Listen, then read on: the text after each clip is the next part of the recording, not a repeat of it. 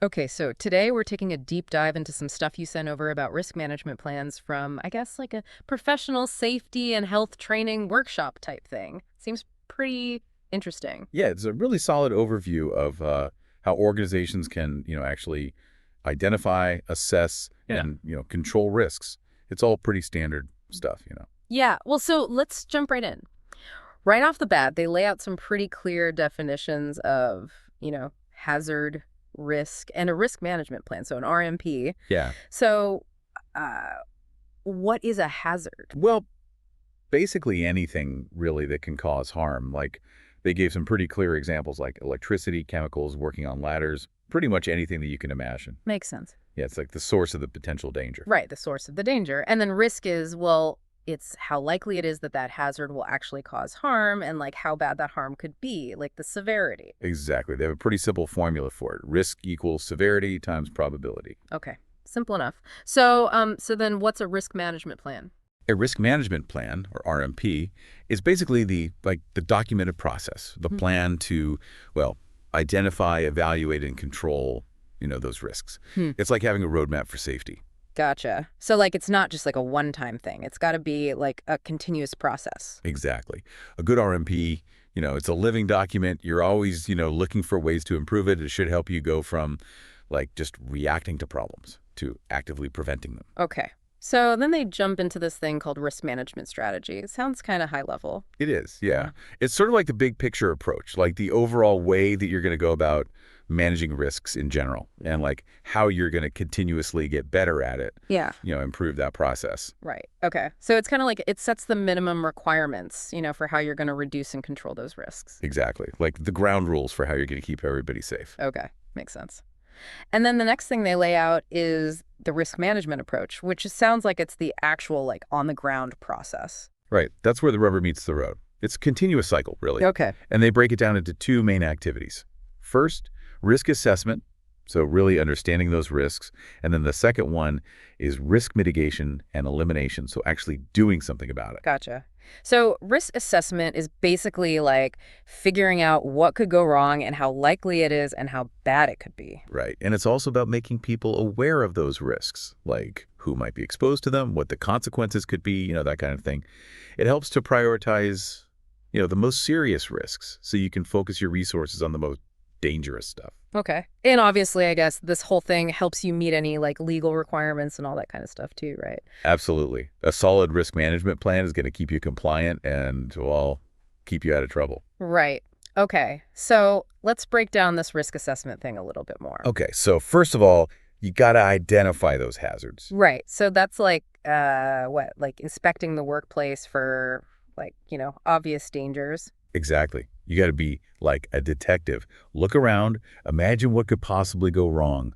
Check the safety guidelines for all your equipment, any chemicals you're using, even looking at past incidents, to see what mistakes have been made before. Oh, yeah, that's a good point. Learn from your mistakes. Right, exactly. And the materials categorize all those hazards into different types, like physical hazards, ergonomic hazards, chemical, biological, radiation, Okay. Pretty comprehensive list. So once you've identified those hazards, what's next? Next is risk evaluation. And that's where you assign, actual values to the likelihood of that hazard actually causing harm and the severity of the potential consequences. Yeah. And they actually have this like risk matrix. A risk matrix. Yes. So you use it before you put any controls in place and then again, like after you've implemented some safety measures. Okay. So you can see, how much your controls have actually reduced the risk. Exactly. And the matrix uses all these terms to describe like, how often something might happen. So like very likely, unlikely, all the way down to highly unlikely for how often the hazard might actually, cause harm. Okay. And then what about like how bad it could be? Right. So for the severity of the consequences, they use terms like fatal, major injuries, minor injuries, all the way down to negligible injuries. Gotcha. So you combine those two, like the likelihood and the severity, and that gives you an overall risk level, right? Exactly. So you end up with low, medium, high, or extreme. And then based on that level, they give you recommended actions, like how urgently you need to address that risk.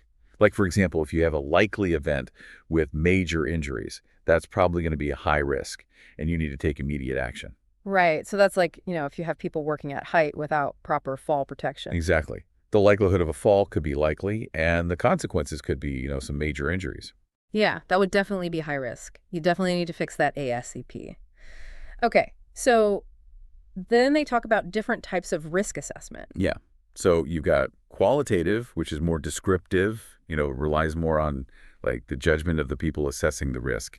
Then there's quantitative, which tries to be more precise, use actual data to model the risks. Okay. So qualitative is sort of like your initial gut feeling, and then if you need to get more like scientific about it, you can go quantitative. That's a good way to put it. Right. And there's also semi-quantitative, which kind of combines those two approaches. Okay. So it sounds like each one has its like strengths and weaknesses depending on the situation. Exactly. You pick the best tool for the job. All right. So after you've assessed the risks, then comes the part where you actually like do something about them. Right. That's risk control. You're trying to reduce or eliminate those risks. And they lay out this thing called the hierarchy of controls, which sounds kind of complicated. It's actually pretty straightforward. It's basically a list of ways to control risks, ranked from like most effective to least effective. Okay. So like at the top of the list, you want to eliminate the hazard completely. Right. If you can get rid of the hazard altogether, that's obviously the best solution. But often that's not possible. Right. So then what? Well, then you move down the list. The next best thing is to substitute the hazard with something less risky. Okay. So like if you're using a really toxic chemical, maybe you could find a less toxic one that still does the job. Exactly. And then if you can't eliminate or substitute, you move down to engineering controls. That's where you try to like isolate people from the hazard. Okay. So like machine guards or ventilation systems. Right, exactly. Then you have administrative controls. Yeah. That's all about like procedures, training, signage, basically changing the way people work to reduce the risk. Right. And then at the very bottom of the list, you've got PPE. Right. Personal protective equipment, things like hard hats, safety glasses, gloves, that kind of thing. Right. So PPE is like your last line of defense. Exactly. You only want to rely on PPE if all the other controls are either not possible or not effective enough. And I guess it's important to remember that like investing in those higher level controls, like eliminating or substituting hazards or implementing engineering controls, it might cost more upfront, but in the long run, it's probably going to save you a lot of money and a lot of headaches. Absolutely. You're preventing those accidents from happening in the first place, which is always going to be better than dealing with the consequences after the fact. Right. Okay. So next, they talk about recording all your findings, like keeping track of all this stuff. Yeah. And that's where the risk register comes in. It's also sometimes called a risk log. It's basically like a spreadsheet where you document all the risks you've identified, how you've analyzed them, how severe they are, how likely they are, and what your plan is to control them. Okay. So it's basically like a snapshot of all the risks that the organization's facing and what you're doing about them. Exactly. And it helps you to be proactive, to stay on top of those risks and make sure they're being managed effectively. Okay. So the last step in this whole process is reviewing the assessment. Right. You got to make sure it's still relevant. Things change, new hazards emerge. So you got to keep your risk assessment up to date. Right. They recommend reviewing it like at least once a year. And then anytime there's a significant change, like new equipment or a new process. Or if there's been like an accident or a near miss. Right. That's a big red flag that something might be wrong with your risk assessment. Exactly. You got to investigate why that happened and see if you need to adjust your controls. Okay. So basically, risk management is all about being proactive, being systematic, and always looking for ways to improve. Exactly. It's a continuous process of learning and adapting.